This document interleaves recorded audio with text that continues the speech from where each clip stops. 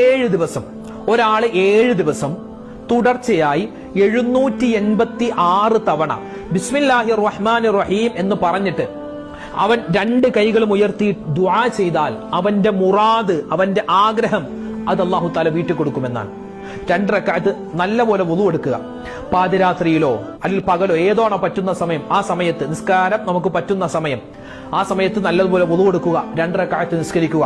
നിസ്കരിച്ചിട്ട് 786 വട്ടം നേർച്ചയാക്കും. അടച്ചോനെ, എന്റെ ഒരു ആഗ്രഹമുണ്ട്, എനിക്കൊരു ജോലി കിട്ടണം, അല്ലെങ്കിൽ എന്റെ വിവാഹം ശരിയാവണം.